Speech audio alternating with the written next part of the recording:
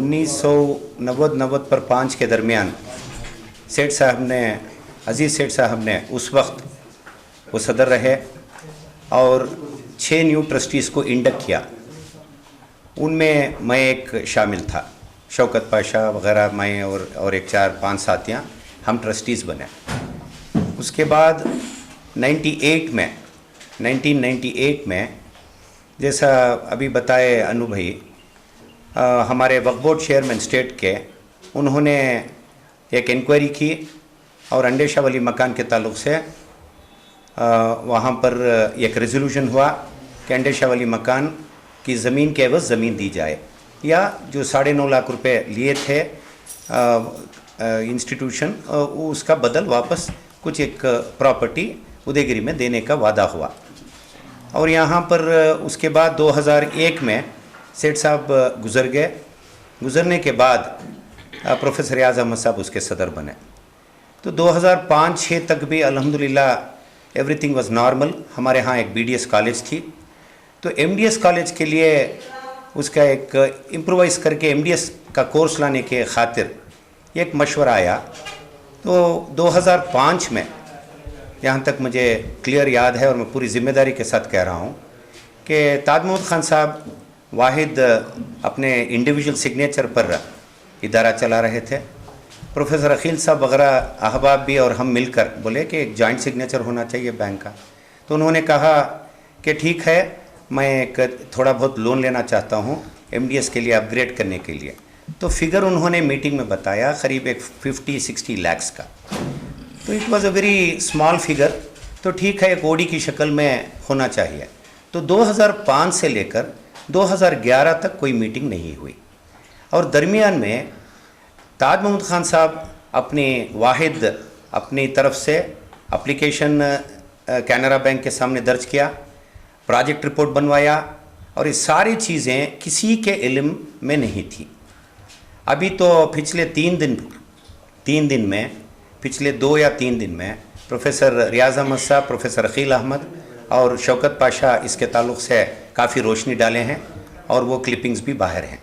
तो उन्होंने भी उसकी वजाहत की है कि बाकायदा किसी को इसका इल्म नहीं था। तो पहली मर्तबा हमें 2011 में इसका इल्म हुआ कि 9 करोड़ रुपए, 8 करोड़ 90 पर 5 लाख रुपए एक साथ उन्होंने 2008, 2009 और 2010 के दौरान ही had borrowed from the bank.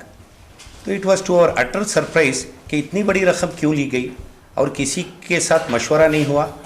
और बड़ी अफसोस की बात कि इतना बड़ा ख़र्ज़ अगर ढोना है तो ये बहुत बड़ी एक परेशानी की बात हुई। तो 2011 में उन्होंने वादा किया कि मैं एक 50-60 लाख इकट्ठा करके ले जाके मैं बैंक को जमा दूं, ताकि यह जो अकाउंट NPA हुआ है, NPA से मैं बाहर लाऊं। लेकिन वो हो नहीं सका।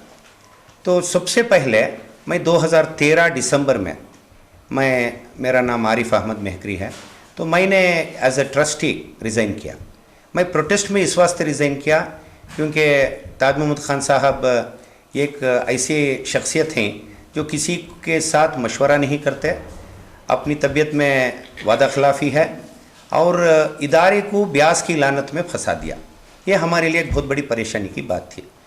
तो उसके बाद मैं 2014 दिसंबर में, वहाँ से रिज़ाइन करने के बाद मैं 2014 दिसंबर में डिस्ट्रिक्ट वार्ड एडवाइजरी कमेटी का चेयरमैन हुआ। ये एक मेरी एडिशनल रिस्पॉन्सिबिलिटी रही। अल्हम्दुलिल्लाह उसकी मैं अब 2 टर्म्स कंप्लीट कर रहा हूँ। और दरमियान में 2015 जून में पेपर नोटिफिकेशन आया, that was taking position of the property. उस वक्त तमाम को उसका इल्म हुआ कि ईदगाह मैदान और उसके ऊपर जो बिल्डिंग फिक्स हुई है, ये 2 प्रॉपर्टीज़ भी उन्होंने बैंक को EMT के तौर पर, इक्विटेबल मॉर्टगेज ऑफ टाइटल के तौर पर वो गिरवी किया है। तो फौरी तौर पर मैं एक ज़िम्मेदार होते हुए वफ़ का फ़ौरन हमने स्टेट बोर्ड से राबिता क़ायम किया, और उसके फ़ौरन बाद 2016 फरवरी में जनाब मुजीबुल्लाह ज़फ़ारी साहब को एडमिनिस्ट्रेटर ईदगाह और अंडेशा वाली मकान का उनको बनाया गया। ये स्टेट बोर्ड का डिसीजन रहा। तो 2016 फरवरी से लेकर 2016 जून जुलाई तक वो दौरान काफ़ी ख़त्तो किताबात हुए इदारे के साथ, रिफाउल मुस्लिमीन एजुकेशन ट्रस्ट के साथ। तो वहाँ पर अंडेशा वाली मकान की भी बात आई और साथ ही साथ ये ईदगाह मैदान का जो उन्होंने गिरवी किया था वो डॉक्यूमेंट को रिलीज़ करवाने के ताल्लुक़ से बहुत बड़ी उसके ऊपर एक स्ट्रिक्चर्स पास हुए। तो स्टेट बोर्ड ने ये फ़ैसला लिया कि कैनरा बैंक को उन्होंने बाकायदा लेटर्स लिखने के बाद उस वक्त जिलानी साहब उसके सीईओ थे, हमारे बोर्ड के सीईओ रहे, और मोहम्मद यूसुफ साहब की सदारत में बाकायदा वो प्रॉपर्टी को कैनरा बैंक ने रिलीज़ कर दी। रिलीज़ करने के बाद फिर 2016 से 2017 और 18 के दौरान अंडेशा वाली मकान को भी रजिस्टर करने का एक प्रोसेस स्टार्ट हुआ। तो वहाँ पर जून 2016 में एक बोर्ड रेजोल्यूशन आया। ये कि बोर्ड रेजोल्यूशन में क्या था, उसमें जनाब रहमान ख़ान साहब, मोहम्मद यूसुफ साहब, रियाज़ ख़ान साहब, ये तमाम अहबाब, इससे दीगर अहबाब उसकी मीटिंग में मौजूद थे। तो वहाँ पर एक नया फार्मूला इवॉल्व हुआ कि 1 एकड़ 4 गुंठा ज़मीन जो 1980 पर 8 में जो कॉम्पनसेशन के तौर पर कॉरपोरेशन ने वापस ले ली थी, that they had taken it back in their control, तो उसके एवज़ 9 लाख चिल्लर जो भी अमाउंट सेठ साहब को 946 या 950 मिला था, उन्होंने वो पैसा इधर ट्रस्ट को लगा दिया था। उसके एवज़ 2016 में एक रीवैल्यू किया गया वो प्रॉपर्टी का।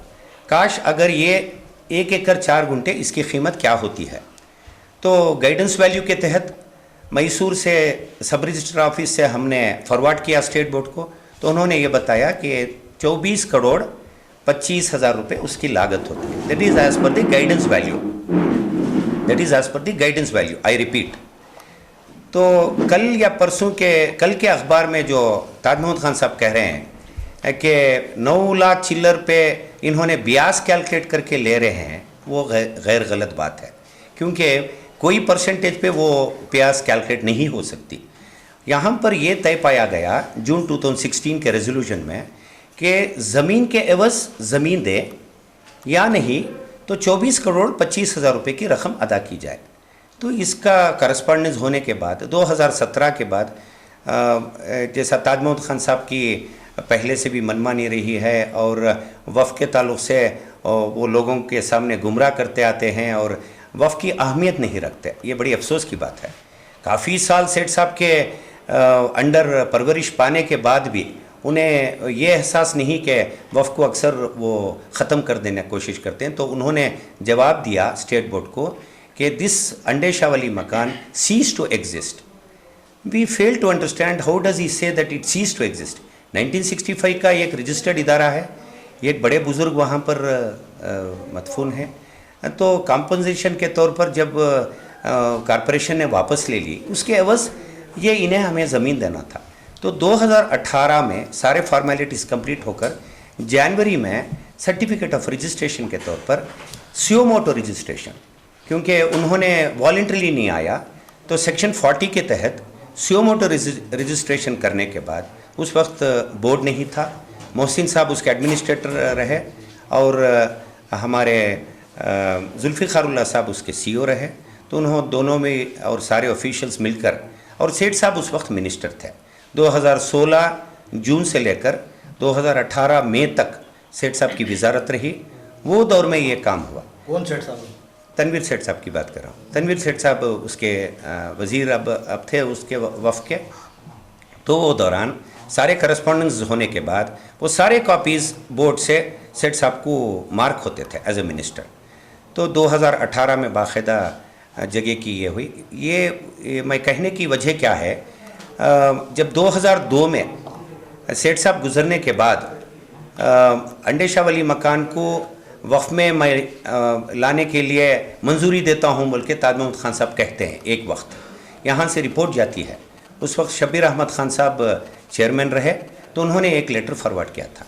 जब 2016 में ये बात फिर नए सर से उठी तो उन्होंने कहा कि दिस वफ़ ceases to exist, it is very unfortunate कि कोई वक्फ कभी मर नहीं सकता, वो कभी ज़िंदा रहता है, इस वास्ते कि अल्लाह की अमानत है। और 2015 की पेपर नोटिफिकेशन आने के बाद ये सारी मामले में गर्मी पकड़ी। और साथ ही साथ वक्फ बोर्ड ने ये एक और बेस्ट फैसला लिया कि 99 ईयर लीज जो रिफॉल मुस्लिमीन एजुकेशनल ट्रस्ट को ईदगाह मैदान पे दिए हैं वो रद्द किया जाए। तो उसकी नोटिस इशू की गई। तो फौरी तौर पर इन्होंने हाई कोर्ट गया। हाई कोर्ट जाने के बाद हाई कोर्ट ने डायरेक्शन दिया कि तुम ट्राइब्यूनल जाओ। अभी एक माह पहले नवंबर फर्स्ट वीक में उन्होंने ट्राइब्यूनल पे आए हैं, तो इंशाल्लाह कल 5 या 7 को उसकी हियरिंग है। तो रहमान खान साहब जो 2013 का एक्ट बनाए और लीज रूल्स 2014 जो आए उसमें बाकायदा 99 year leases stand to be null and void, all leases prior to 2013 stand to be null and void. इतनी ही बात स्टेट बोर्ड ने कही। तो उनको ताज महमूद खान साहब एक ऐसे हस्ती हैं जो वक्फ बोर्ड से का क़ानून जानते हैं लेकिन वक्फ की अहमियत नहीं समझते। ये बड़ी अफसोस की बात है और ये एक बड़े ज़िम्मेदार कारकुन हैं। और आज जो ये 9 करोड़ रुपए का लोन लिया गया था 8 crore 95 lakh, that has turned out to be 32 crore. तो शहर मैसूर के क्या बल्कि सारी रियासत और सारे हिंदुस्तान और यहाँ तक के जो वर्ल्ड वाइड जो यहाँ के मैसूरियंस या बेंगलोरियंस बसे हुए हैं दुनिया भर, वहाँ से सब टेलीफोन मैसेजेस व्हाट्सएप के ज़रिए बहुत परेशानी ज़ाहिर किए हैं कि एक हमारा एक हेरिटेज ईदगाह मैदान है, क्या वो अभी गिरवी में है। तो हमने उन्हें बताया कि 2016 में बाकायदा उसे रिलीज़ की गई और उसकी मेहनत जनाब रहमान खान साहब और वग़ैरह अहबाब के ज़रिए हुई और अंडेशा वाली मकान अब 2018 में बाकायदा रजिस्टर्ड है। और अब इस बात की परेशानी है कि जो उदयगिरी की ज़मीन है और इन्होंने बड़ी अजीब व गरीब बात रही, मेरा रिज़ाइन करने का एक मकसद था कि इन्होंने पूरे वीक कोलैटरल्स दिए हैं। वीक कोलैटरल्स कहते हैं उसे, क्योंकि मैं एक प्रैक्टिसिंग ऑडिटर हूँ। तो वीक कोलैटरल्स का मतलब है एक उन्होंने CA दी है, नहीं मालूम कैनरा बैंक किस लिहाज से वो लिया। और दूसरी बात ईदगाह मैदान की EMT हमारे यहाँ पेपर्स है जो यतीम खाना किराए पर उन्हें दिया है और 70/9 में 1979 में वो 99 ईयर की लीज़ बनी थी। बाद में हम जब उन्हें 2016 में तुम्हारी 99 ईयर लीज स्टैंड्स कैंसल्ड, कल भी उसका जिक्र बोर्ड मीटिंग में हुआ है और सेठ साहब ने पेपर के ज़रिए बयान दिया है कि 99 year lease stands to be cancelled. See if at all he has to come with 30 year lease, so that is now the rule of law. तो 2013 की जो हमारी एक एक्ट बना ऑल इंडिया, एक बड़ा नुमाया एक्ट, और मैं मेरे अपने दिल के गहराइयों से रहमान खान साहब का शुक्रिया अदा करता हूं क्योंकि उन्होंने वफ़ को बहुत बड़ी ताकत दी।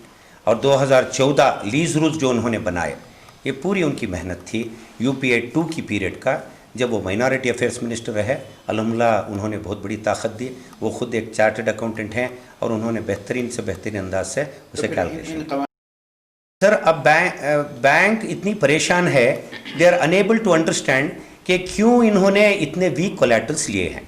तो मैं जैसा नोटिस आए, मैं वाहिद पर्सन हूँ जो वहाँ के AGM और GM से राबिता कायम किया हूँ। उन्होंने मुझे क्लियर कट बताया ಏನು ಇದು ಒಂದು ಸಾರಿ ವಫ್ ज़मीन ಅಂತ ಬರ್ತಾ ಇದೆ, ಇನ್ನೊಂದು ಸಾರಿ and all are weak collaterals. और सबसे ताज्जुब की बात यह है कि सिविक कम्युनिटी साइट जो है उदयगिरी की, it's a civic community site allotted by MUDA, और वो अगर कोलैटरल पे लेती है कैनरा बैंक, इसने बहुत बड़ी गलती की है।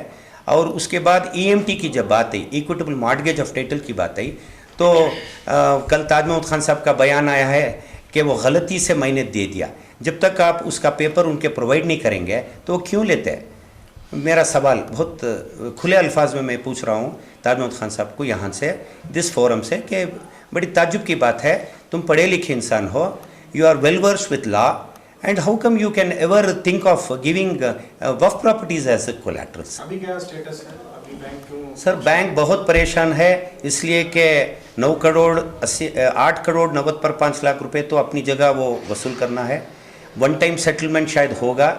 तो अब हमने दूसरे मेंबरान जो अब 6 मेंबर्स हैं इंक्लूडिंग ताज महमूद खान साहब ट्रस्टीज़ हैं, फ़िलहाल 4 गुजर गए हैं, मैं और मेरे एक साथी रिज़ाइन किए हैं, तो 12 ट्रस्टीज़ में से 6 ट्रस्टीज़ बाकी हैं। and all are extremely educated. But the problem is they don't have a voice. 2013 दिसंबर में जो मेरा राजीनामा उन्होंने कबूल किया, उसका भी मेरे पास दाखला है। आप एलिगेशन लगा के रिजाइन करें? अल्हम्दुलिल्लाह, क्योंकि मैंने उन्हें 3 बातें कही, आपकी मीडिया के ज़रिए भी मैं रिपीट करता हूँ कि ताज महमूद खान साहब वादा खिलाफ़ी अपनी तबीयत में है, और दूसरी बात फाइनेंशियल इनडिसिप्लिन बहुत है और मनमानी है, अकेलापन है। He is he wants to handle the whole institution one manship है, और सबसे ज़्यादा मशवरे के ख़ाइल नहीं हैं। और चौथी बात, बहुत अहम बात यह है कि उन्होंने ब्याज की लानत में इदारे को किसी की मंजूरी के लिए बग़ैर बिना उन्होंने जो लोन लिया, इनफरादी सिग्नेचर पर जो लिया, अक्सर इल्ज़ामात आ रहे हैं कि हम सब उसके सिग्नेचर के भागीदार हैं। अल्हम्दुलिल्लाह, मैं आपको पूरी होश व हवास के साथ कहना चाहता हूँ कि हमें इसका इल्म तक नहीं था, तो बड़ी दूर की बात कि हम जाकर सिग्नेचर करते हैं। क्या चाहते हैं सर, हम ये चाहते हैं कि एक इदारा अपनी जगह, जैसा सेठ साहब ने कई बार कहा है कि एक उनके वालिद और उनके दादा साहब की और सारे शहरान मैसूर के बड़े बड़कों की, उसमें मेरे वालिद ख़ुद आज ही इज़ अबाउट 96 ईयर्स, तो he was also one of the vice presidents of that institution. तो सब बड़े दुखी हैं इसलिए कि इसके पीछे 60 साल की मेहनत हुई है।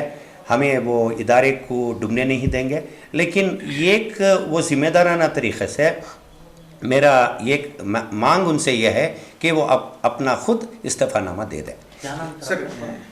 पूरा नाम आपका? मेरा आरिफ अहमद मेहकरी है, मैं डिस्ट्रिक्ट वक्फ बोर्ड चेयरमैन हूँ। मैं पूरी ज़िम्मेदारी के साथ ये सारी बातें इसलिए कह रहा हूँ कि किसी के इस्तीफा देने का जो मुताबिक मैं ताज महमूद खान साहब का इस्तीफ़ानामा कई बार हमने मांगा, और उनकी एक चाल रही कि 11 करोड़ 12 करोड़ 15 करोड़ होने के बाद भी उन्होंने लियो मेरा रिजिग्नेशन ले लो बोल के बोले। तो ऐसे लेवल पर था कि we did not have information, कोई इन्फॉर्मेशन उन्होंने शेयर नहीं किया। ये बड़ी परेशानी की बात यह है कि अगर दूसरे तीसरे चौथे को अगर मालूम होता तो शायद मैं समझता हूँ कि हम वो चीज़ को कंट्रोल में लेकर हम आगे बढ़ा सकते। 2011 में जब पहली नोटिस आई तो उस वक्त ट्रस्ट में चर्चा हुआ, और ये होने के बाद उन्होंने एक 6 मंथ्स का वक्त लिया कि सारे अकाउंट को रेगुलराइज कर देंगे। जब कितना अमाउंट था उस वक्त जो पहली नोटिस आई 8 करोड़ 90 पर 5 से लेकर 10 करोड़ 7 लाख हुई थी। It was just 10 crore 7 lakhs. It was a very small figure at that point of time.